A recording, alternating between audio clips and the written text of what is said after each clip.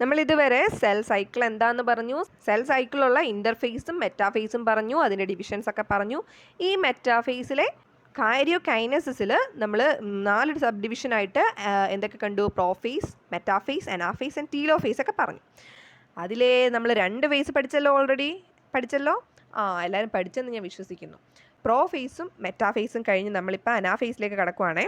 ഇപ്പം ഈ റൈറ്റ് സൈഡിലെ പിക്ചർ കണ്ടോ? മെറ്റാഫേസിൽ ഇവിടെ വരെ എത്തിയത് ഓർക്കുന്നില്ലേ? ഓക്കെ, ഇവിടെ വരെ എത്തിയത് നിങ്ങൾക്ക് നല്ലതായിട്ട് മനസ്സിലായി എന്ന് കരുതുന്നു. നമുക്കിനി ബാക്കി നോക്കാമേ. Anaphase. At the onset of anaphase, each chromosome arranged at the metaphase plate is split. ആ വാക്കുണ്ടോ? സ്പ്ലിറ്റായി simultaneously, and the 2 daughter chromatids, now referred to as the daughter chromosomes of the future daughter nuclei, begin their migration towards the 2 opposite poles. കണ്ടോ? മെറ്റാഫേസിൽ എങ്ങനെയാണ് ഇരുന്നതെന്ന് കണ്ടോ? ഇനിയിപ്പം നമ്മൾ നേരെ എങ്ങോട്ട് പോകുന്നു? അനാഫേസിലേക്ക് പോവുകയാണേ. This is the anaphase. ഈ അനാഫേസിൽ വന്ന കണ്ടോ? ആ നടുക്ക് നിന്നും അത് സ്പ്ലിറ്റായി മാറുന്നു. ക്രോമോസോമിൽ ആ സിസ്റ്റർ ക്രോമാറ്റിഡ്സിൻ്റെ അവിടെ വെച്ച് സ്പ്ലിറ്റായിട്ട് 2 സൈഡിലേക്കും ഈക്വലി ഡിവൈഡ് ചെയ്ത് പോവുകയാണ്. മനസ്സിലായോ? അപ്പോൾ ക്രോമോസോം നമ്പർ ഈക്വലി ഡിവൈഡ് ചെയ്ത് 2 സൈഡിലേക്ക് മൂവ് ചെയ്യുന്നു, ഓപ്പോസിറ്റ് പോൾസിലേക്ക്. അപ്പോൾ ഈ പിക്ചറിൽ നിന്ന് അത് മനസ്സിലായല്ലോ. Let's continue reading.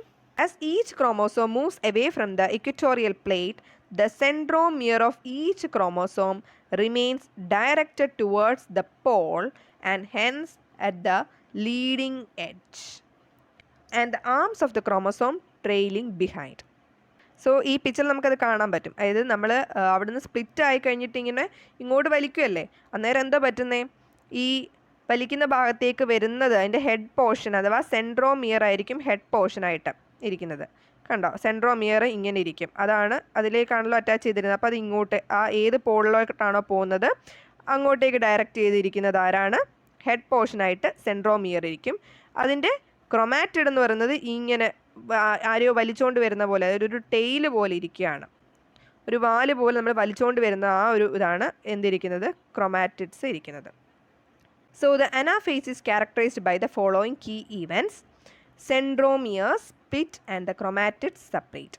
Chromatids move to opposite poles. സിമ്പിളായിട്ട് ഒന്നുമില്ലല്ലോ, വലിയ കുഴപ്പിക്കാനൊന്നുമില്ല. സെൻട്രോമിയർ സ്പ്ലിറ്റ് ആവുന്നു, ക്രൊമാറ്റിഡ് സെപ്പറേറ്റ് ആവുന്നു. അങ്ങനെ ഈ ക്രൊമാറ്റിഡ്സ് എന്ത് ചെയ്യുന്നു? 2 സൈഡിലേക്ക് പോകുന്നു. സെൻട്രോമിയർ ആണ് സ്പ്ലിറ്റ് ആയത്. ഇപ്പം നമ്മുടെ ഇങ്ങനെ കിടക്കുമായിരുന്നല്ലേ, ഇവിടേക്കും അറ്റാച്ച് ചെയ്തിട്ടുണ്ടായിരുന്നു. അപ്പോൾ ഈ സെൻട്രോമിയറിൽ വെച്ച് ഇവിടെ അങ്ങ് സ്പ്ലിറ്റായി. അപ്പം 2 ഭാഗമായിട്ട് മാറി. അപ്പോൾ ഈ മേലോട്ട് പോയ ഭാഗം ഏതാണ്? ഇങ്ങനെ ഇരിക്കും. താഴേക്ക് പോയ ഭാഗം അതിൻ്റെ ഓപ്പോസിറ്റ് പോളിലേക്ക് പോയ ഭാഗം ഇങ്ങനെ ഇരിക്കും. പിന്നെ ഇങ്ങോട്ട് വലിക്കുന്നത് കൊണ്ടാണ് എന്താവുന്നത്? ഈ ഒരു ഷേപ്പിലേക്ക് അത് മാറുന്നത്, ഇങ്ങോട്ട് വലിക്കുന്നുണ്ട്. അപ്പോൾ ഇങ്ങോട്ട് വലിച്ചത് എന്താവുന്നു? ഇങ്ങനെ ആവുന്നു. So that is the anaphase. It is very simple. Next is the telophase. At the beginning of the final stage of karyogenesis, that is the telophase, the chromosome that have reached their respective poles decondensate and lose their individuality. അപ്പം ഇതാണ് end of the കാരിയോജെനസിസ് ആണ്. End of കാരിയോജെനസിസ് എന്ന് പറയുന്നത് telophase ആണ്. ഇവിടെ എന്താ നടക്കുന്നത്?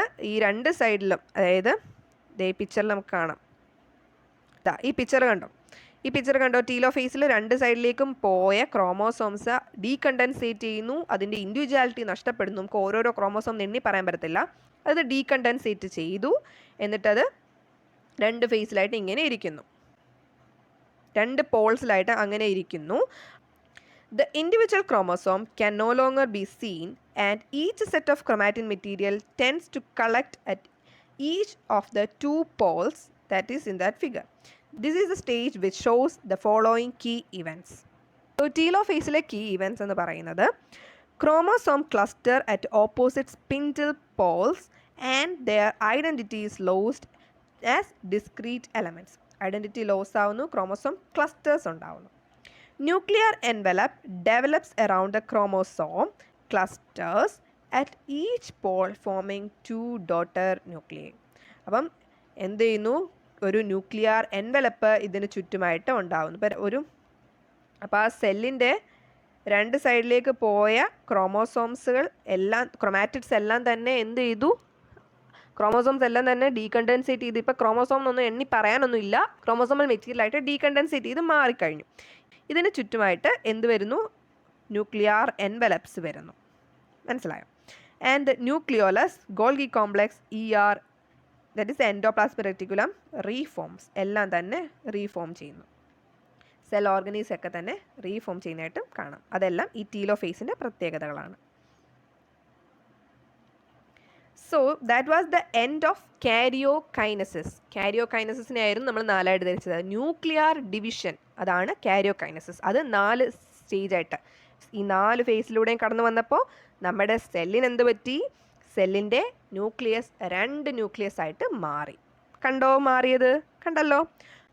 ഇനി നമുക്ക് എന്താ ചെയ്യേണ്ടത്, ആ സെല്ലിനെ 2ആക്കാൻ ഇനി സൈറ്റോപ്ലാസം കൂടെ അങ്ങ് മുറിച്ചാൽ മതി. That is the cytokinesis.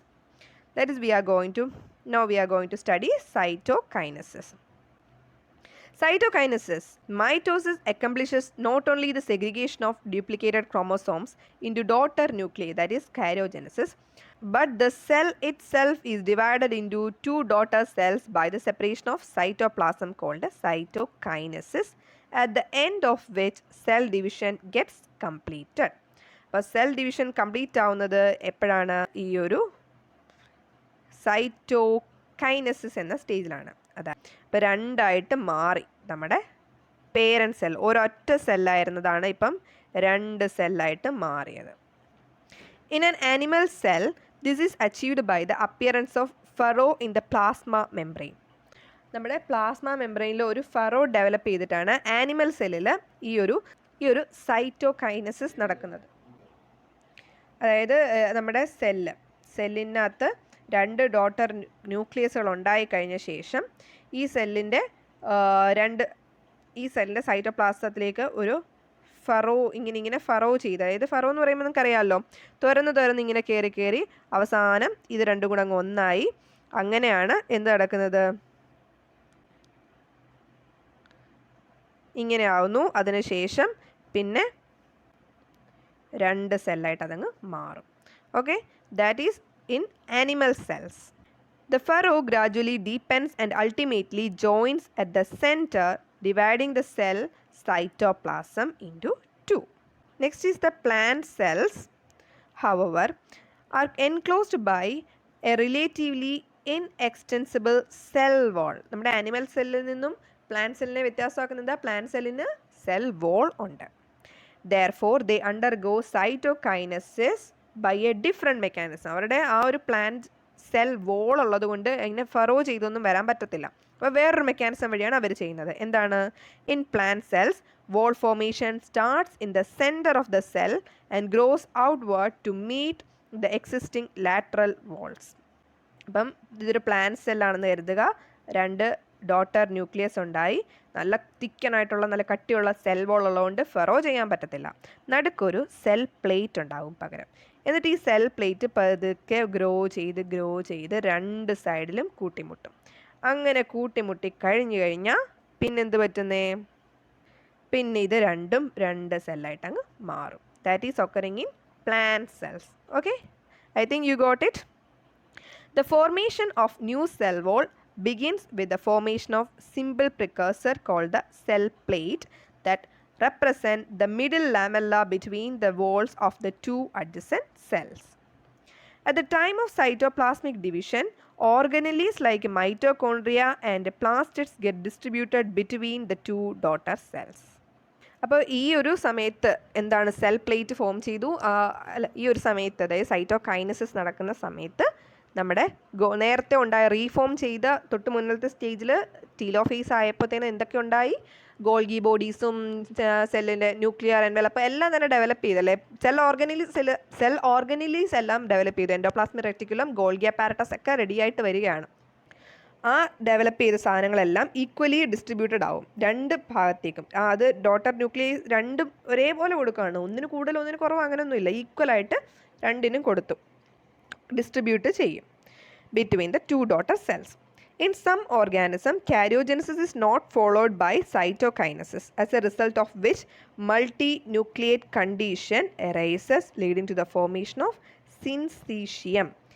Example, liquid endosperm in coconut. അതായത് ചില സെല്ലിലൊന്നും കാരിയോകൈനസിസ് നടന്ന ശേഷം, അതായത് 2 ഡോട്ടർ ന്യൂക്ലിയസ് ഉണ്ടായ ശേഷം സൈറ്റോകൈനസിസ് നടക്കുന്നില്ല. അപ്പോൾ 2 സെല്ലായിട്ട് മാറുമോ? ഇല്ല.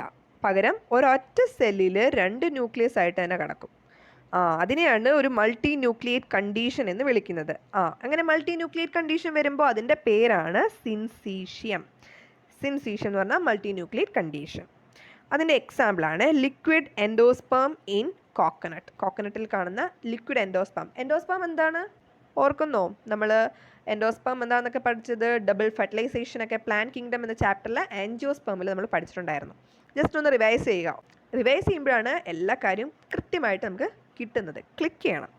ആ ക്ലിക്ക് വരണമെങ്കിൽ നമ്മൾ റിവൈസ് ചെയ്തേ പറ്റൂ. ഒരു തവണ പഠിച്ചു എന്ന് കരുതിയിട്ട് ഒന്നും തന്നെ ഓർത്തിരിക്കണം എന്നില്ല. We cannot reproduce it in our answer sheet. So we must revise it thoroughly. So that is all about mitosis phase or M phase. അപ്പോൾ നമ്മുടെ സെൽ സൈക്കിളിലെ M phase മൊത്തം നമ്മൾ പറഞ്ഞു. M phase-ൽ കാരിയോകൈനസിസ് ഉണ്ടെന്ന് പറഞ്ഞു. ആ കാരിയോകൈനസിസ് അഥവാ ന്യൂക്ലിയർ ഡിവിഷൻ നടക്കുന്ന ഫസ്റ്റ് ഫേസ് ആണ് പ്രോഫേസ്. അതിനുശേഷം മെറ്റാഫേസ്, അനാഫേസ് ആൻഡ് ടീലോഫേസ്. അത് കഴിയുമ്പം 2 ന്യൂക്ലിയസ് ഉണ്ടാവും. പിന്നെ നേരെ that is followed by cytokinesis. in that cytoplasm divide ചെയ്യുന്നു. അങ്ങനെ 2 സെൽ ഉണ്ടാവുന്നു. അങ്ങനെ നമ്മുടെ മൈറ്റോസിസ് കംപ്ലീറ്റ് ആയി. ഓക്കെ, എല്ലാവരും ഹാപ്പി ആയല്ലോ? നമ്മൾ ഒരു സെല്ലിനെ മുറിച്ച് 2 സെല്ലാക്കി മാറ്റി കഴിഞ്ഞു. എല്ലാവരും മിടുക്കരാണ്. എല്ലാവർക്കും മനസ്സിലായെന്ന് തോന്നുന്നു. അടുത്ത ഭാഗം നമുക്ക് അടുത്ത ക്ലാസ്സിൽ പഠിക്കാം.